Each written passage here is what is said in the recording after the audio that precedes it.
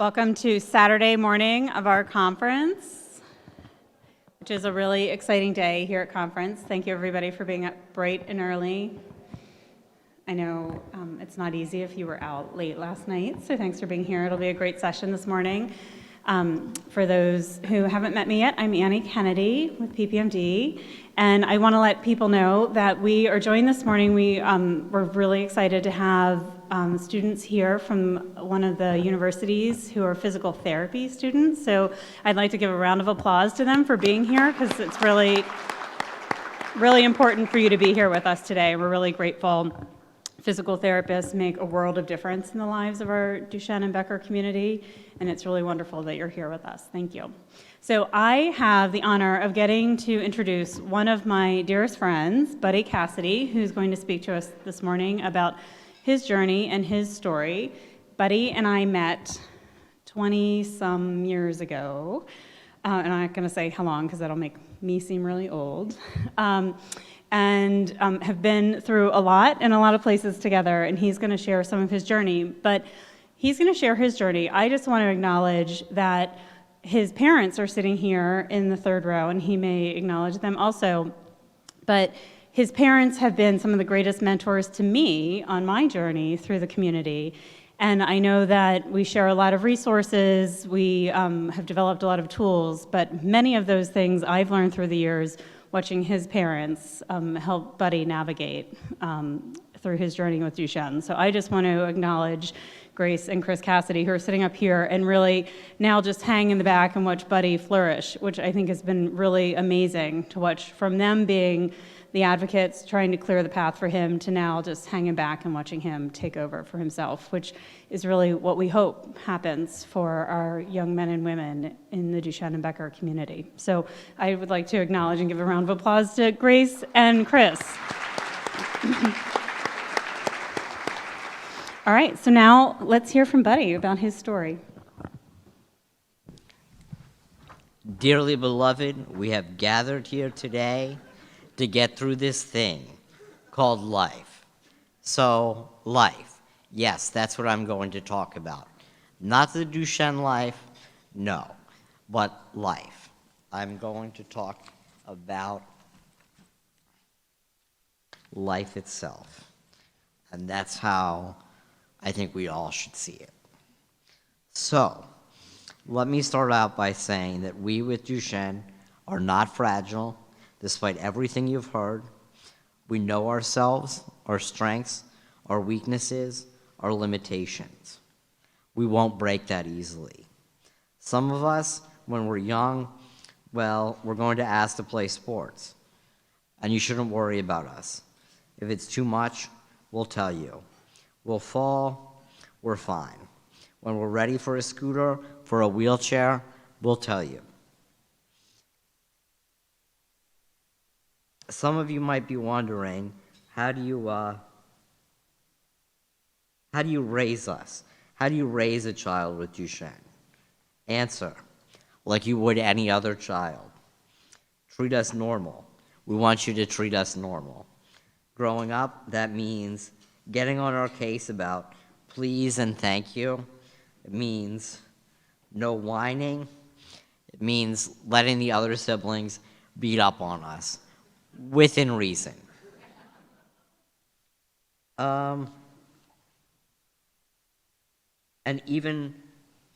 as we grow up, we might not like it then, but I promise we'll thank you later, because it makes things that much easier later on in life.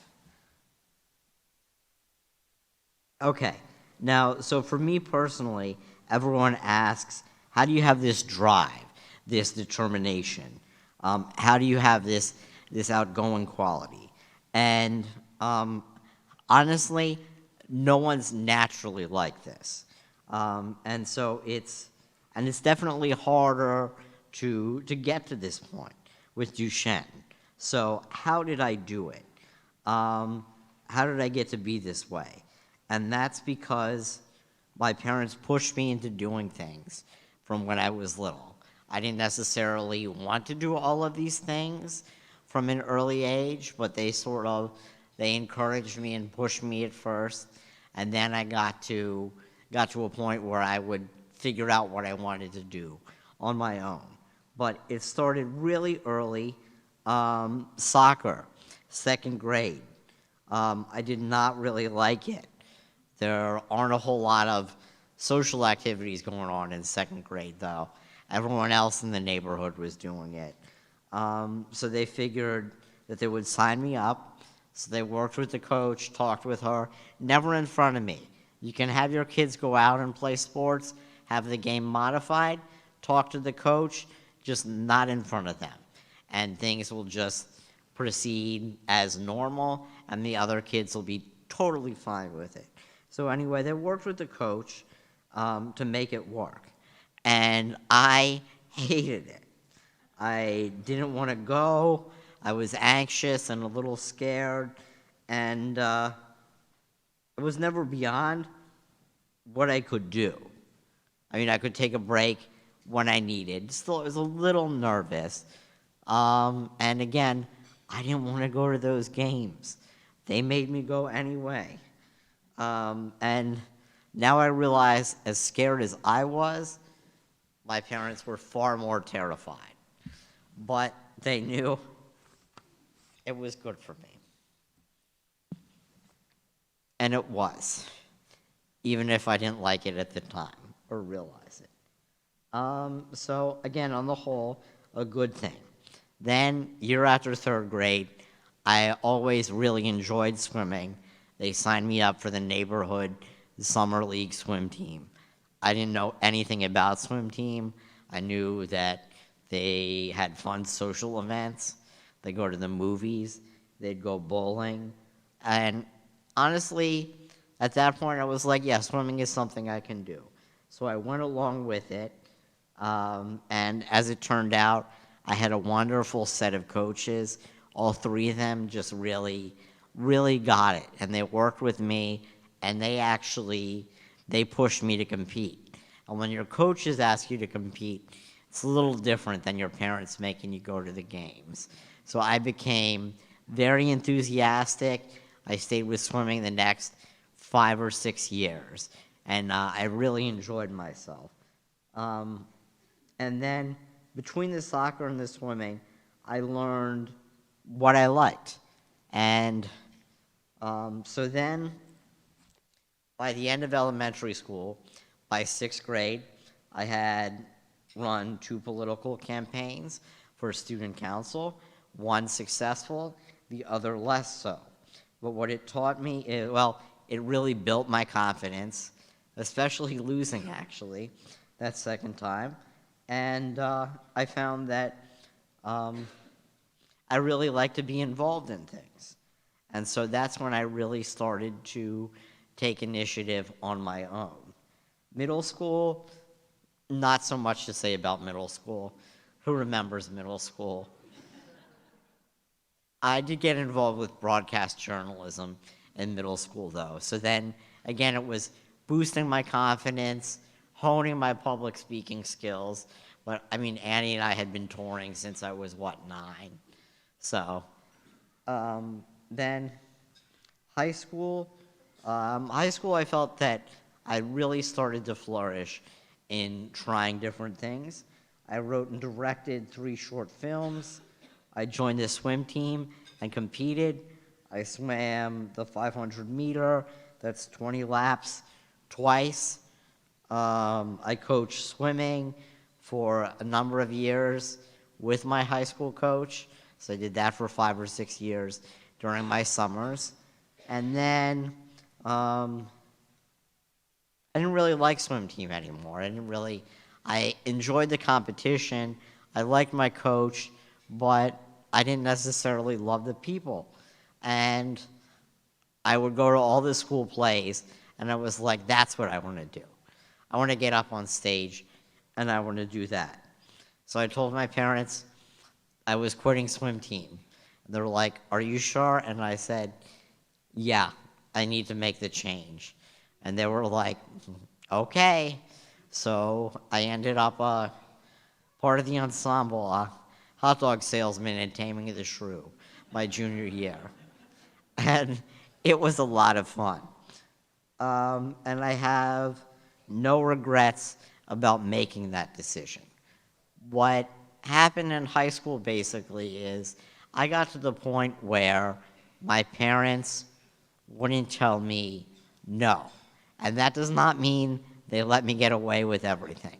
No, that's not what I'm saying. But anything I put my mind to that I said I was going to do, at one point I thought I was going to be an environmental scientist. I did all these science fairs.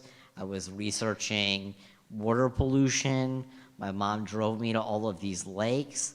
Okay, I'm not an environmental scientist. I didn't become a chef, but they supported me in everything I did. So when it came time to switching from swimming to theater, they were like, isn't it probably going to be less good for your physical health? And I said, yes, but I don't care. And sometimes it's not what the body needs, it's what the heart needs.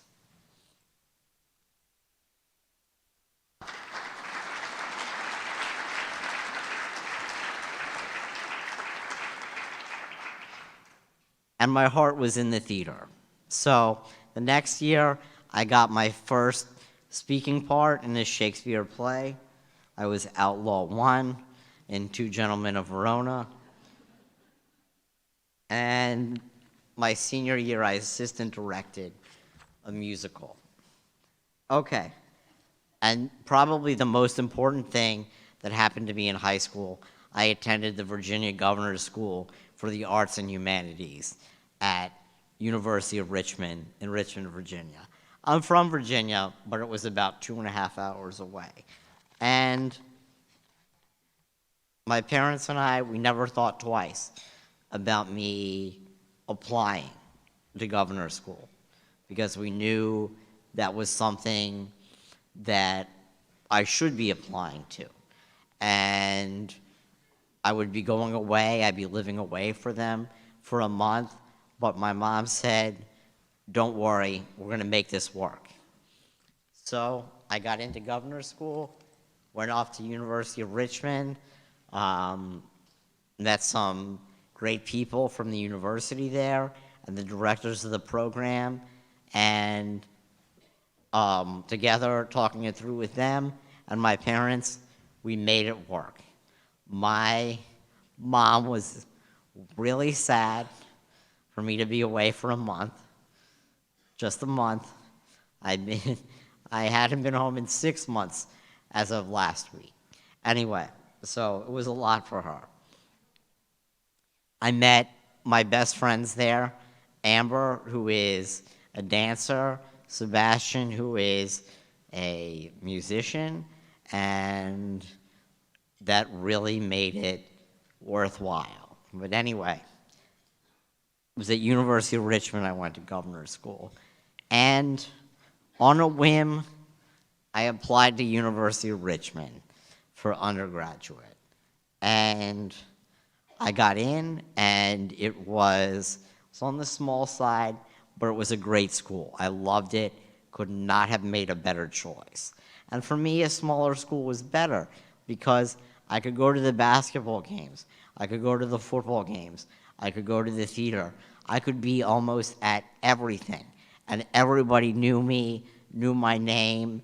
It was really a great feeling, and it made it even easier to get into the spirit of the school. And while in college, I helped start the club swim team. I became more involved in theater and trained further as a Shakespearean actor, acting in both Macbeth and Julius Caesar with much more substantive speaking parts. I got involved with the university chaplaincy and the campus Christian fellowship. Needless to say, I was very busy, but I was happy, I was comfortable, and I could have kept things that way. But if you're detecting a pattern at this point, that's just not my style. I decided that I was going to do study abroad and that I was going to apply to University of Oxford for my junior year. And again, my parents said, go for it. Although my mom did say later, we didn't necessarily think you were going to get in.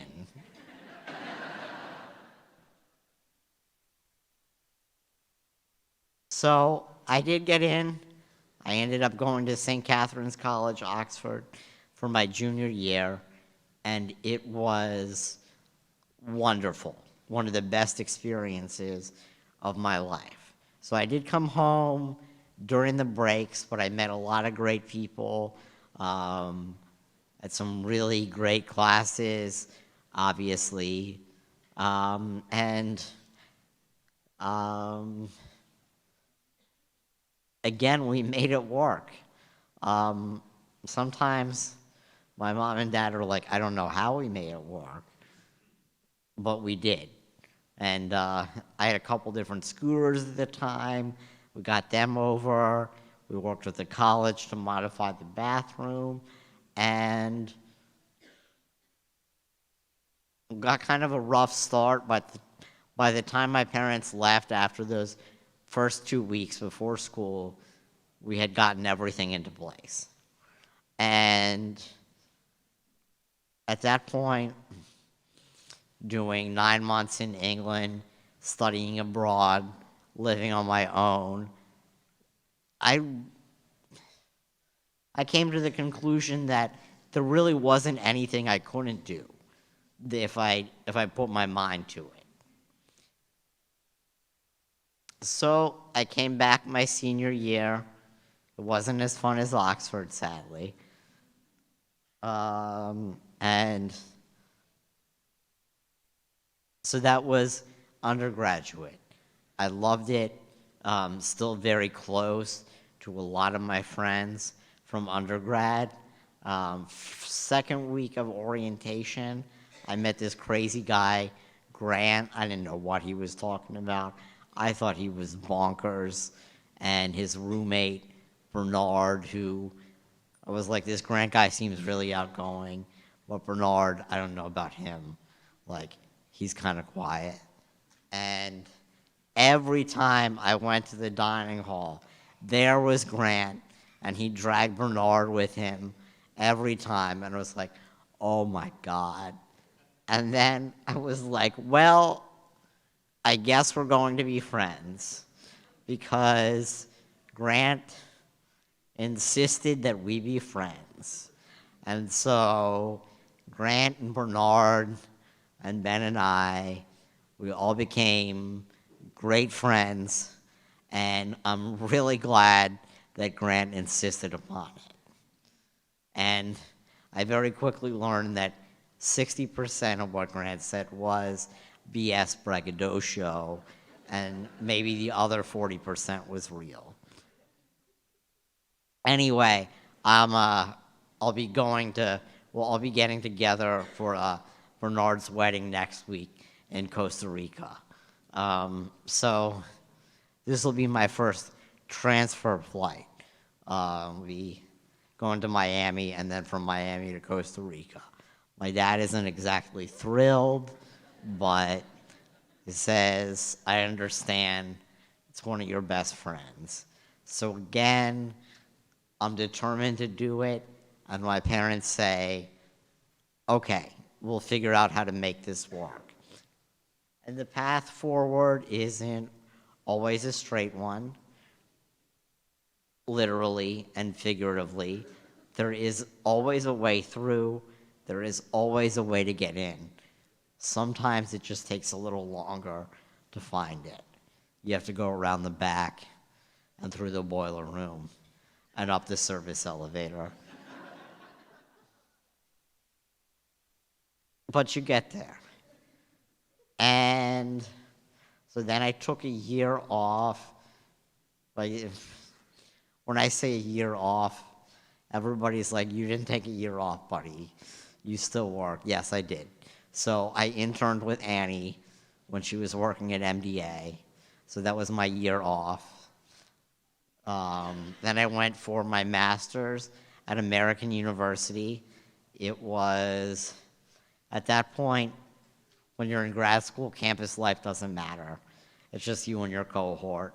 It was close enough that I just commuted, and my mom, she'll tell you she's not the best cook, but by then I learned if I don't have to make it, it's pretty damn good.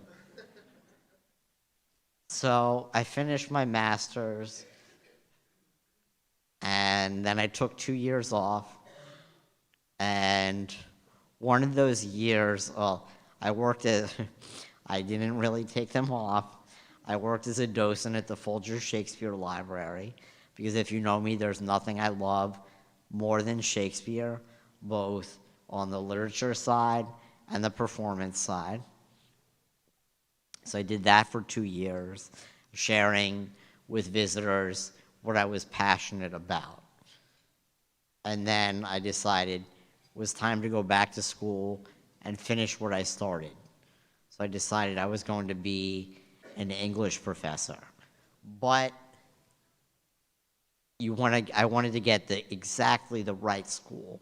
I wanted exactly the right advisor, because all the doctors here, even in the sciences, will tell you how important it is to have a great advisor, because it is like a 4 or 5 year marriage. So you better be sure you really like them. Anyway, I found the school for me. What I was concerned with, as far as I was concerned, were the best 2 schools in the country for Shakespeare and performance. And they were University of Maryland, close to home, UC Irvine, and UT Austin. Irvine was, in my opinion, the best. As it turned out, I didn't get into University of Maryland. I got into UT Austin, and I got into UC Irvine. So 2 years ago, I came down and finally made a decision that I was going to go to UC Irvine to study Shakespeare. And my parents knew how much I love Shakespeare, so they were like, okay, honey, that's fine. You can move across the country and study Shakespeare. So I'm taking a break right now. A couple of weeks I'll be going back to finish working with the UC Irvine Shakespeare Festival. They have an acting conservatory there. So I work with the drama department on the side. I do study. I don't just do theater. Okay, I don't just have fun. And I could not be happier. And it's not just the nice Southern California weather. I guess in the past couple years or so, I've really started to feel the strain. I can really, I'm having more difficulty with a lot of things. But in some sense, I've also become more independent, because with my parents on the other side of the country, I had to hire care attendants. And this past term, I had 12 different care attendants. So in some ways, it is like running a small business. And almost all of my care attendants have come from the UC Irvine School of Nursing. And I love nursing students as care attendants. They have all been fantastic. I always, so 2 years now, I've gone to their pinning ceremony to see them graduate. And every year, I'm so sad to see them go. Because a care attendant job, it's not just like a 9-to-5 job. Really, you develop a close personal attachment, and you become invested in seeing your care attendants do well. Anyway, returning to me. So I've needed more help. I felt weaker. And yet at the same time, the start of this year, I started teaching. I started teaching college composition. Yes, after a week and a half of training, they threw me right in the classroom, and I was teaching.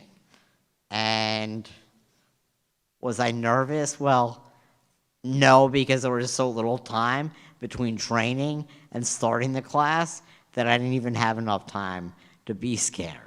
So it was a trial by fire.